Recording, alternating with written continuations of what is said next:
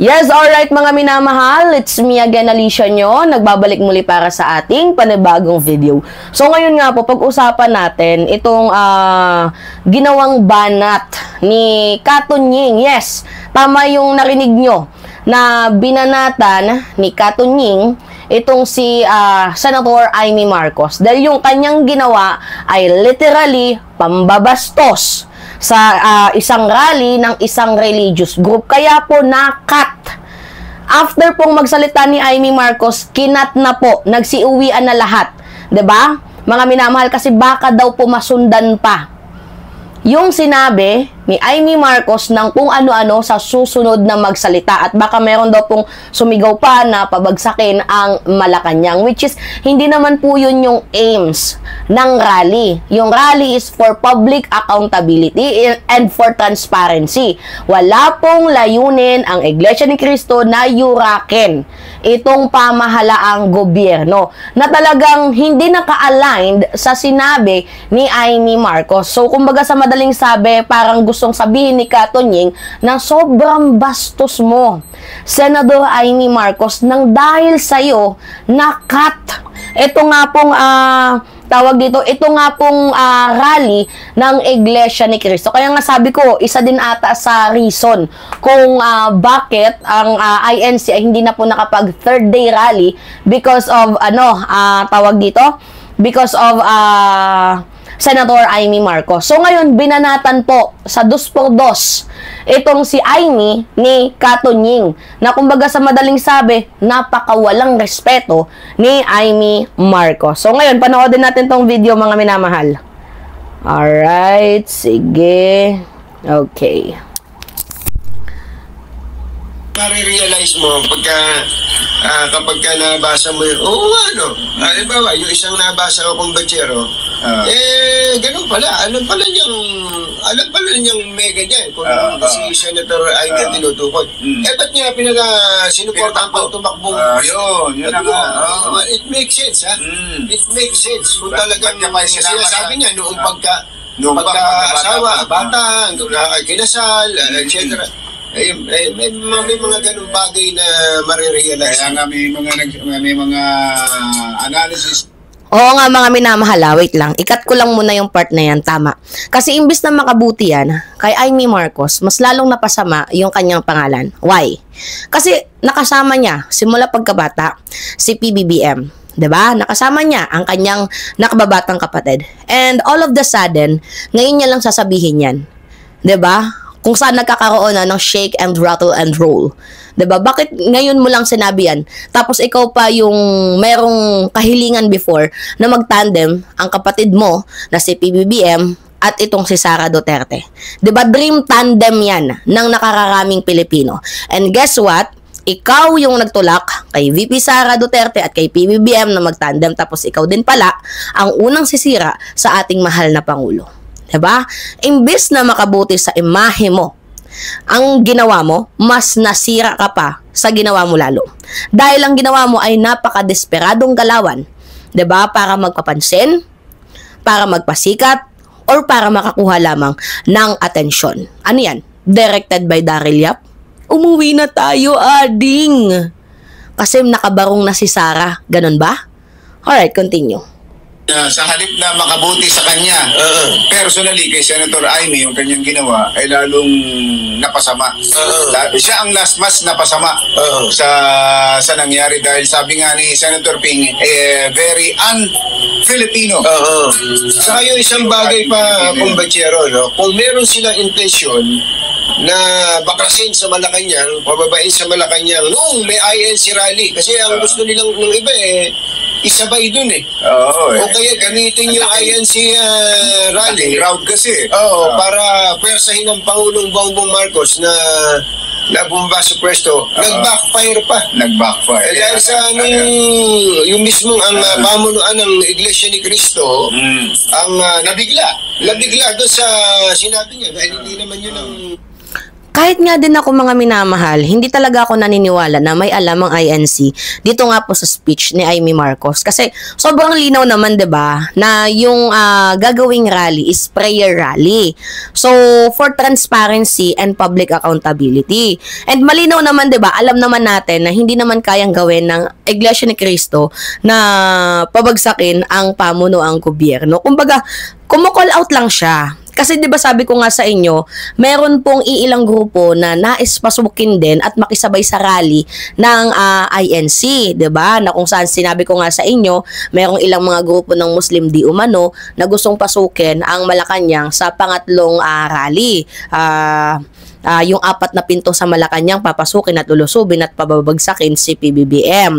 Now, siguro I think dahil natunog na yun ng INC at baka 'di ba magkaroon pa ng stampede dyan, so I think hindi na tinuloy, 'di ba, ang third day rally at saka pakunti na po konti din yung umaaten. Pero anyway, mga minamahal, going back dito sa ating topic, walang alam I think ang INC sa speech na sinabi ni Amy Marcos. And si Amy Marcos ang lumabag mismo, 'di ba? Dito nga po sa prayer rally ng INC, and I think hindi na to iimbitahin in the next time na magkaroon or magsalita sa harap ng mamamayang Pilipino kasi sinira na mismo ni Amy, 'di ba? Siya yung sumira pinapangit niya yung image ng INC.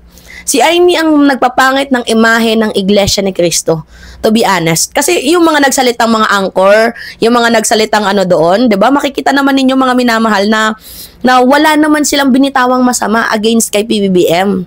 Pero yung the way na nag-invite ng mga politiko, nagkamayan pa si Amy tapos si Marcoleta, medyo tagilid tayo doon.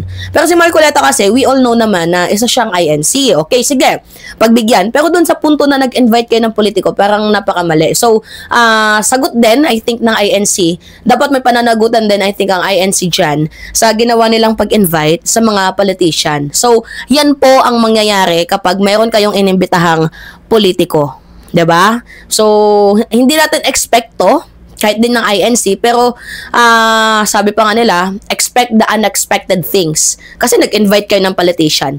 Kaya after ng speech ni Amy, wala na, hindi na sinundan. Kasi baka mamaya may magsisigaw na sugukin ng Malacanang, 'di ba? At tuluyan ng masirang image ng INC. So anyway, continue tayo. Paksa ng kanyang tatalakayin dapat, Hindi tungkol sa, hanggang bago umakyat po na si Senator Amy Cumbachero, nire-remind siya na, stick with the topic, Ang topic ay General Appropriations Act lang. Budget So, lang. mga speakers dito, mula pa kanina, at pati mga speakers, So, yung mga topic nila about sa GAA, 'di ba? General Appropriation Act. Ngayon si Amy nagdrama. So, dinamay mo pa talaga, Amy, ang INC. Imagine sa sobrang taas ng respeto nila sa'yo, pwede ka nalang patayan ng mikropono, pero hindi nila ginawa. 'Di ba? Hindi nila ginawa Bakit? Kasi meron silang respeto sa'yo. Pero ikaw, hindi ka marunong rumespeto sa kanila. Napakabastos mo. Continue. kahapon ay walang binabanggit tungkol sa destabilization, Ayan. papabagsak sa gobyerno. Oo. Totoo nga ayaw ng INC na pabagsakin ng gobyerno, hindi ganun ang layunin. Hindi ganun ang layunin. Umuo naman daw. Oo naman. Umuo Kaya naman lang, daw. yung pala mismo, laman ng kanyang speech. Oo, kaya Kasulat. ang nangyari kung Bachero, nung pagkatapos ng speech, hindi naman siya binastos, hindi naman siya pinatulan ng May video pa nga na kinakamayan siya nung mga nandun sa rally hanggang sa makababa siya. Pero yun respeto. Respeto na lang yun. Tapos saka hindi siya papatayin ng mikropono doon. Baka sabi ng iba, ba't hindi niya pinatayin ng mikropono? Hindi naman ugali ng Iglesia ni Cristo yung gano'n. At hindi maganda. Kahit sino ay hindi magandang gawin yun. Bigla na lang papatay. Inimbita mo para magsalita, tapos papatay. Tapos papatay yung mikropono. Ang nangyari po, pagkatapos nun, ay baklas na, uwi na. Uwi na. Kasi baka biglang yung ibang na-agitate doon, gamitin pa yung mapayapang pagtitipon, inumpisang mapayapa, napakaganda naman nung kita nyo naman, napakalinis nung Luneta, pag-alis ng mga kapatid, uwian na. Uwian na. Uwian na.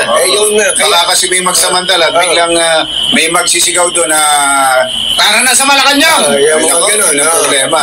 Dali-dali mag-aya. Hindi. Kaya inagapan ng pamamahala ng iglesia. Uwian na. Inagapan ho yan. Ayun, ganun o. Yun ang pangyayari doon. Mag-analyze. Okay.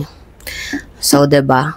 Mismong kapatid na ang nagsalita na ang ginawa ni Amy Marcos ay isang malaking pambabastos at hindi literal na marunong rumespeto. Pero all of that, mga minamahal, nirespeto pa din nila itong si Senator Amy. Even though kaya nilang patayan ng mikropono. 'Di ba? Kasi hindi naman yun yung layunin eh.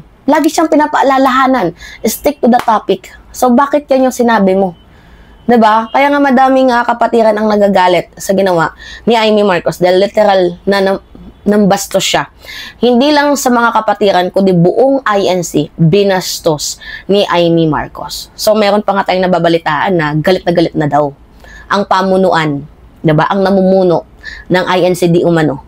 Dito nga po sa ginawa ni Amy Marcos, 'di ba? So I think mga minamahal, lesson na 'to sa religious group na INC na kapag magkaroon ulit kayo ng prayer rally, 'di ba? I think dapat ang gawin ninyo, walang politiko kayong iimbitahan. 'Di ba? Para nang hindi muli nauulit yung ganitong klaseng pambabastos kasi hindi nyo hawak yung utak ng isang tao eh. Pwede niyang murahin dyan si PBBM. Bangag ka. Pwede niyang murahin niya ng kung ano-ano. 'Di ba? Pero, mga minamahal, na-limit niya ang kanyang sinabi. Pero, hindi pa din natin yun inaasahan. Kasi, isang malaking pambabastos pa din yung ginawa ni Amy Marcos sa ating mga kapatiran. The way na hindi niya nirespeto ang rules. 'Di ba? And regulation. Hindi nga, well, ko sa bagay, ano pa bang aasahan natin kay Amy Marcos? 'Di ba? Ano pa nga bang aasahan natin dyan? And do you think, sa tingin ninyo, kakampihan kayo ni Amy niyan? Or baka ginagamit lang din kayo for the future election. So, hindi maganda ang ginawa ni Amy. Sobrang hindi maganda. Kaya, ang masasabi ko lang, mga minamahal, diba?